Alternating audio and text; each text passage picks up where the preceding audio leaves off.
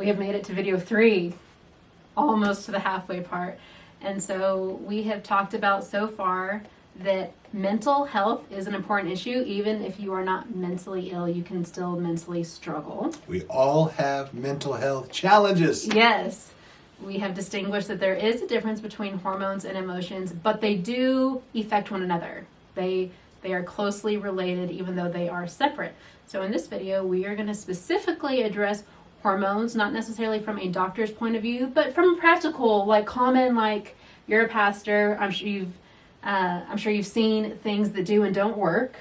You're a human. You've experienced things. So let's go.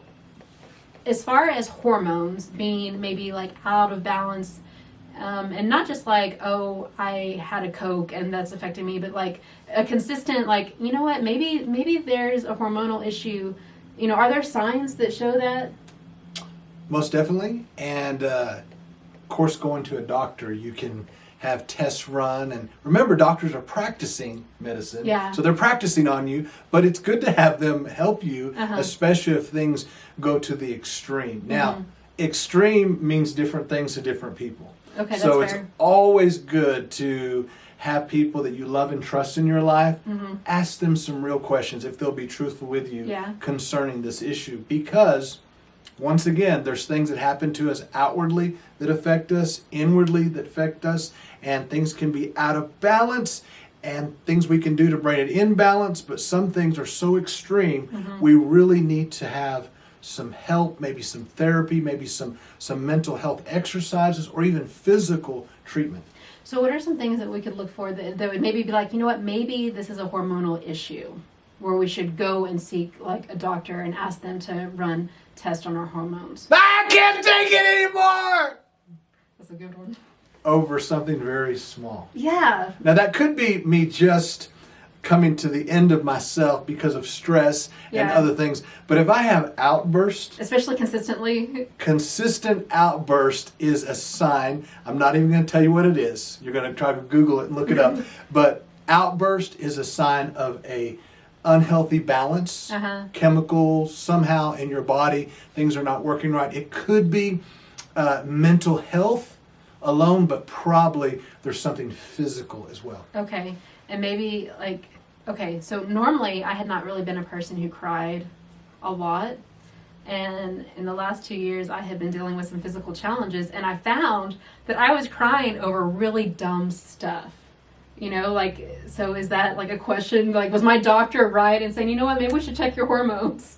Very correct. Yeah. From my perspective, and you're over here saying that, I'm thinking, I have no rocks to throw in judgment because I too have, much older than you, but I've come to a place in my life where I cry easier. I'm like, hey, what's going on here? Yeah. Hormones, part of it. Yeah. Not all of it, but definitely part of it. But if you're weepy and crying all the time, regularly, consistently, you might want to check that out. It's so funny. Like my husband, he was actually bragging to one of his friends 2 years ago about how stable I was.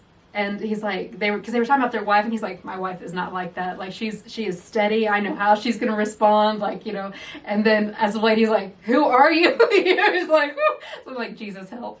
But he's faithful too. Yes. Okay. So, maybe what I hear you saying is things that we should look for of a hormonal imbalance is different behavior, different responses, maybe a physical thing. I know one thing that my doctor started asking me was like, are you losing hair? Are you having more hair growth than you used to? You know, physical changes, rashes, things that were different. Signs and symptoms. Yeah.